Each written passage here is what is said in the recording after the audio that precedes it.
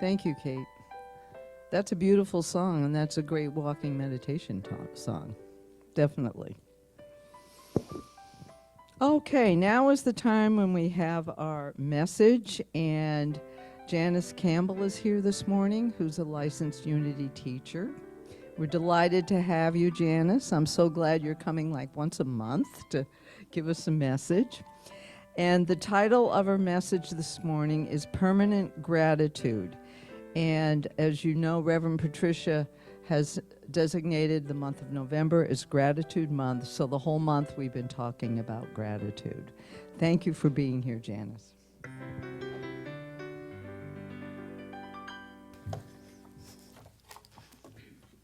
Put this on. There. Okay. Hi.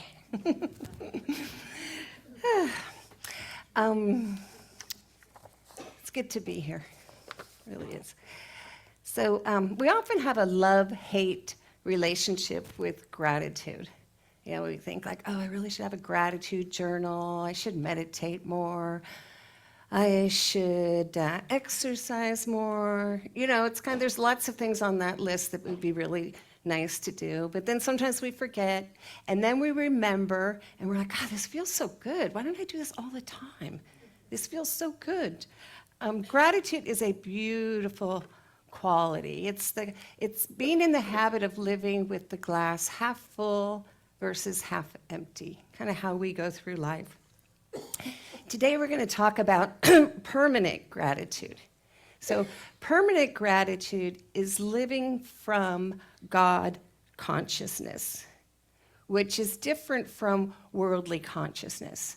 Worldly consciousness is when we have a fleeting, uneven relationship with gratitude, kind of an on-off relationship with gratitude, depending upon the circumstances.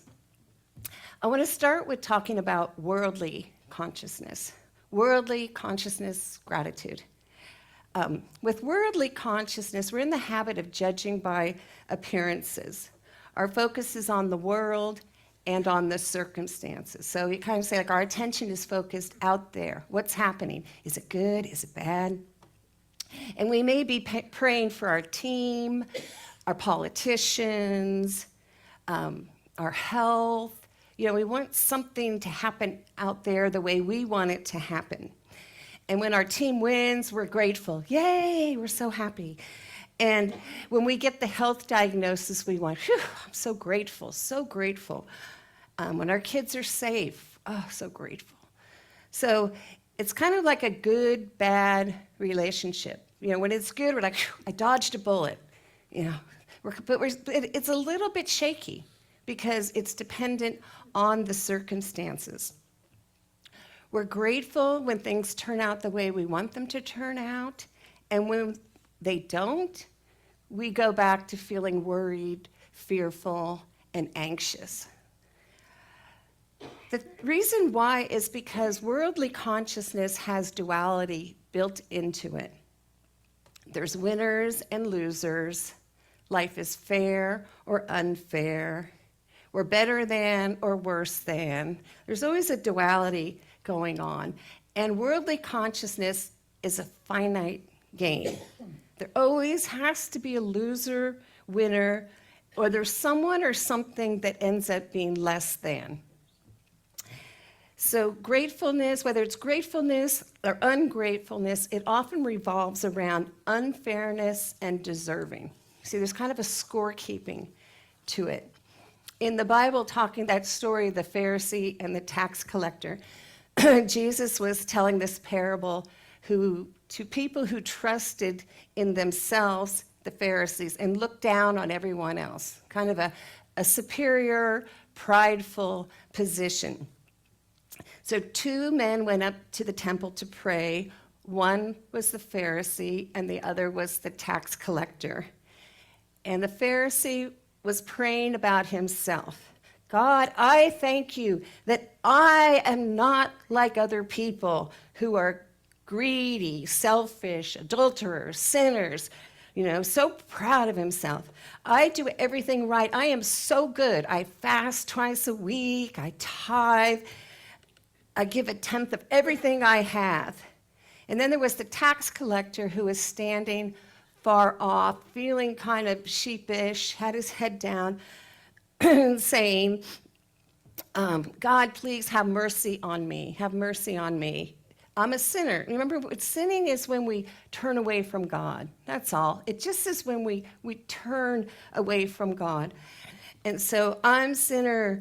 And then Jesus said, everyone who exalts himself will be humbled, but the one who humbles himself will be exalted. So the Pharisee was kind of saying, I don't really need God. I got this. And then the tax collector was saying, I need some help here. You know, there was a surrendering.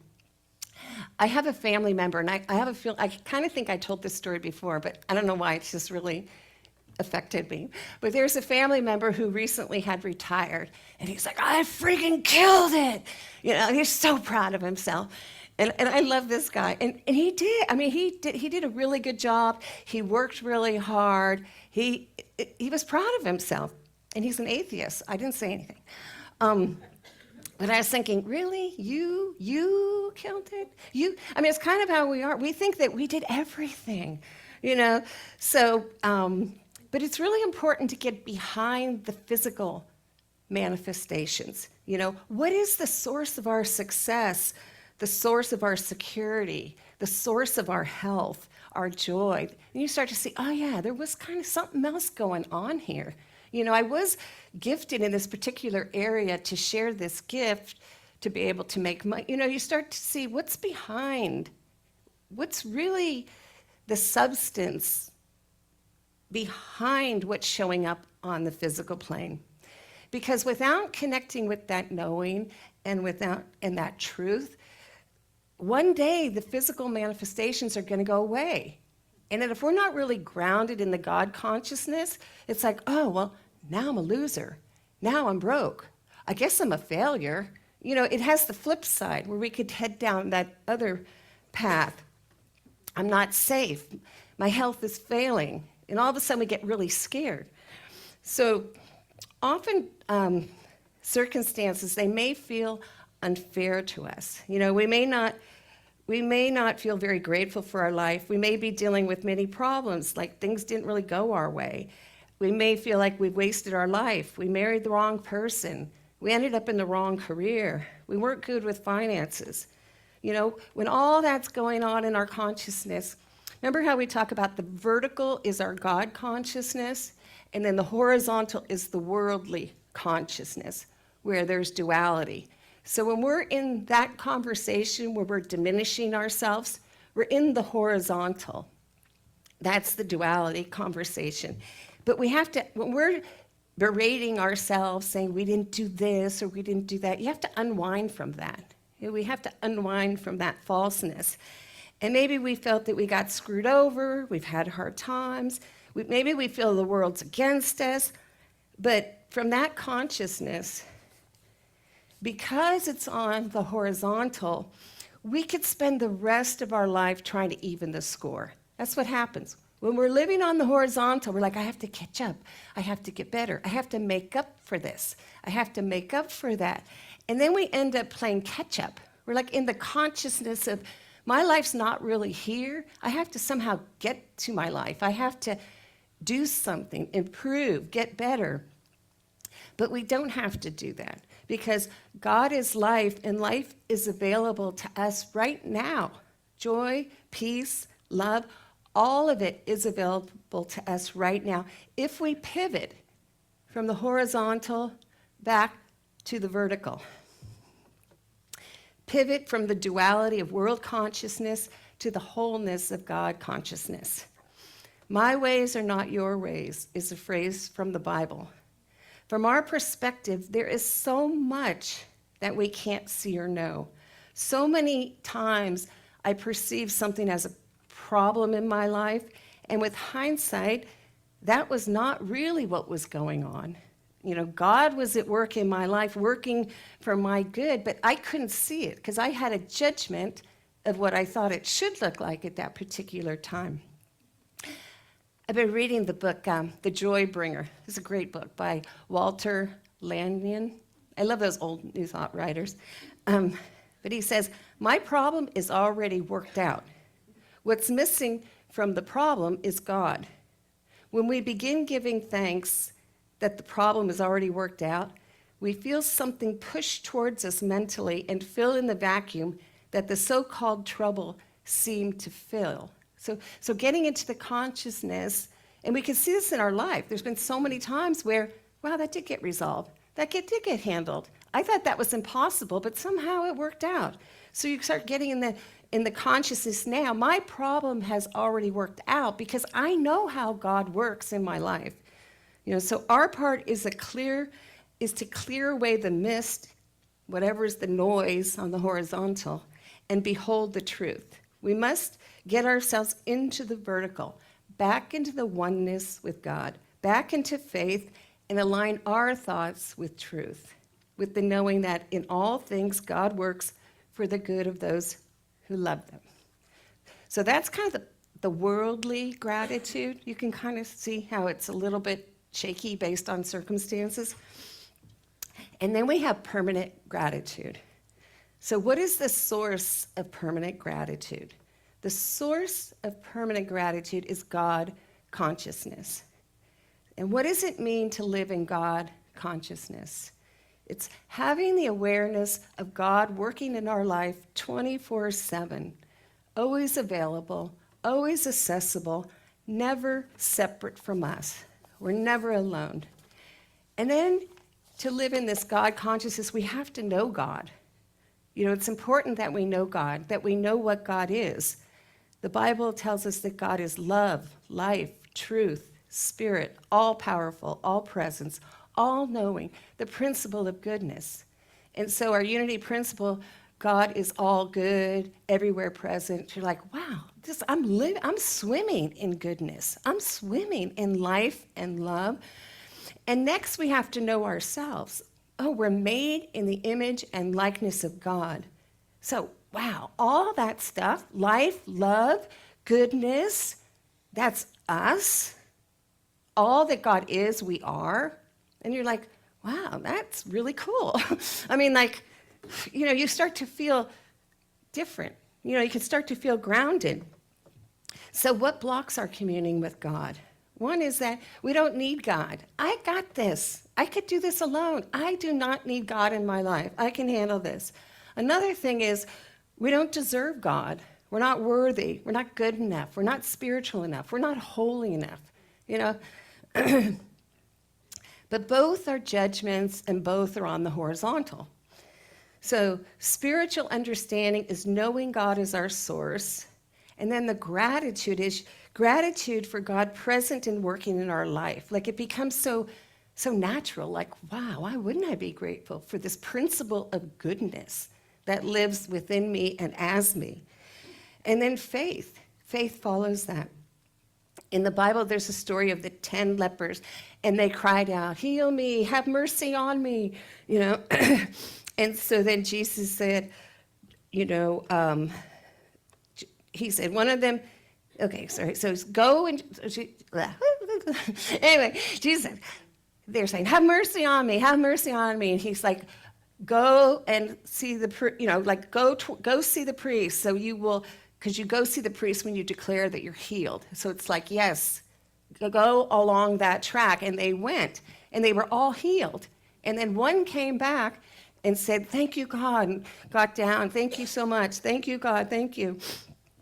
And then Jesus said, well, where are the other 9, And then he told the man to get up and go on his way, and he said, your faith has saved you. So it's important to realize that we have to make that connection. Where did that healing come from? Oh, that healing came from God. That deepens our faith. That's like a gratitude. Now we're in the gratitude loop.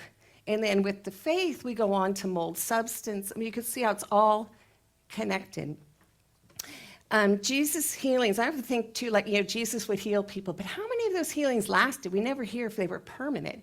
Because if he said to this person, your faith has healed, it's not a one and done. We go off on our merry way and we think we don't have to stay connected to God anymore. We go back to looking to the world as our source. And since that's not sustainable nor satisfying, then we come back to God. It's much easier to stay connected to God through our ups and downs rather than going out. I like to think of this too, the worldly consciousness gratitude versus the permanent gratitude is the worldly consciousness gratitude is kind of like gambling. You go to a casino, woo, I won, yay! And then the next day you lose all your money. It's up and down and up and down and up and down. But permanent God consciousness, that gratitude, it's like you come from old money. We all do. We come from really, really old wealth and money. We're talking blue chip stocks, T-bonds, T-bills, lots of cash. That's the truth. We think we live this gambling life, like I gotta get lucky, but it's not like that. Solid wealth, permanent prosperity. That's the truth of God. That's our divine nature. So God heals, which returns us to the feeling and knowing of wholeness. Like I say, but it's not a one and done because we're exposed to a lot of conflicting noise in the world. The world can be very, very, very, very loud. So recently, we had an election. I remember that night, and I was just looking. It's like, wow, I'm going to bed, And so then I started it's just feeling, what's true here? God is all. God is every place. There's no place where God is not. And then all of a sudden, I just started feeling so peaceful and so good. And I thought, this is it. I'm making a decision. And it's not really about the election, but I'm like, too long. I have been in this horizontal of unfair, doesn't deserve, my opinions, my judgment, focused on what's wrong, focused on the duality, having a lot of judgment about what's happening in the world. It's like, I'm over it. I am just done with it. And it felt so good because there was too much noise, too much horizontal, and not enough God. And so we could always make the choice to follow the love. I love when Jesus said, "Come to me, all you who are weary and burdened, and I will give you rest." We are always giving the opportunity for a reset. We get a reset. When we pivot to God, we get a reset. So pivoted away from what I didn't want. I didn't want to harmonize with that noise anymore. I invested enough time in it. And it's like, I'm done. And toward what was calling me, the love. And then I started looking at the internet because I have to have something else to do at night after dinner. So I stumbled across this YouTube channel. And I just was thinking, lately this thought has been coming to me like humble meals. I just like the sound of that, humble meals. So then I just Googling it. And then this woman came up, this older woman, and she has a website called Simple Food, Simple Life. Her name's Robin. But it was so peaceful. It's like she was talking how her budget is, I don't know where she lives in the United States, but her budget was $1,600 a month and how she budgeted that and the food she made. It just felt really good, And then at the end of her sign-off, she always says, little is much when God is in it, But I'm just watching all these YouTubes about humble food, minimalism, simple living, and it feels really good. So it's kind of like whatever is the love for you, whatever calls you forth back into the vertical. Because we can't live in a house divided, which is we can't live in a consciousness divided. We cannot have our consciousness split and be at peace. Moment by moment, we have to make the choice. What consciousness are we going to live from? The worldly consciousness of duality and feeling separate, or the consciousness of God, where we know our wholeness, safety, security, peace is not up for grabs. It's not a gamble. So to summarize about permanent gratitude is being grateful for the presence of God in our life. Permanent gratitude is knowing the source of our existence and the source of all physical manifestations in our life. Permanent gratitude is knowing how much we are loved, provided for, and protected.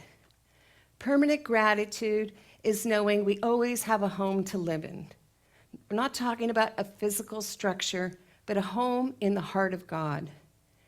Permanent gratitude is knowing we have a lifelong, intimate relationship that will never abandon us.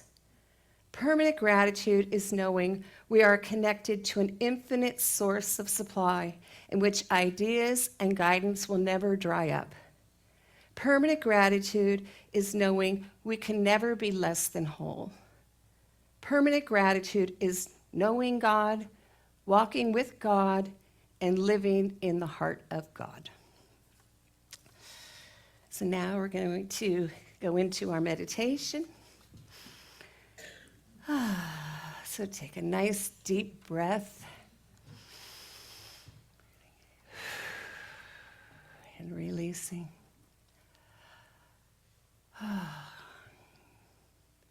Just feel the presence of God, knowing that wherever you are, God is. The presence of goodness travels with you.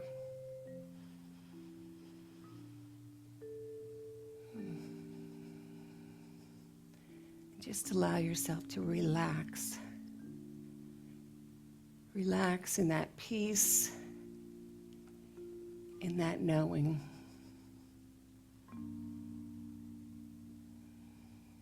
That you come from old money. You come from a lifelong of loving relationships, regardless of the circumstances you were exposed to. The truth is you are one with love. You have always been one with love, and you can never not be one with love. And relax into the health that you are, regardless of the circumstances, regardless of the worldly conditions. Just connect to the truth, the knowing.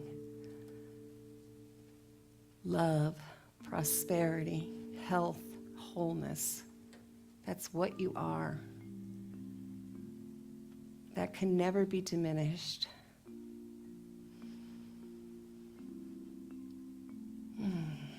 Just breathe into the fullness of what you are. Notice that if it's true about you, it's true about everyone. Everyone. They may not always be showing us that, but it's there.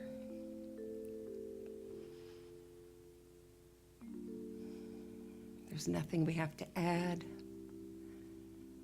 There's nothing we have to subtract.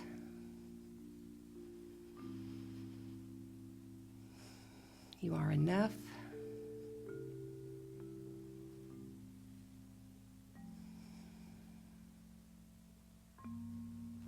Now we'll spend a moment in the silence just to feel that peace.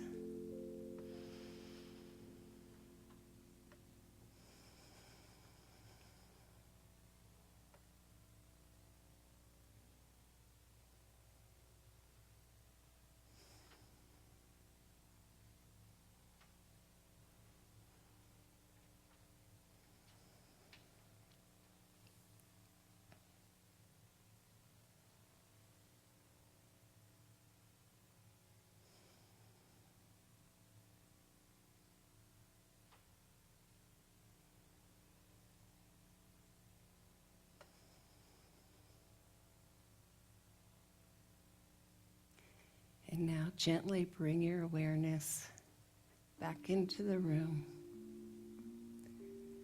And when you're ready, open your eyes.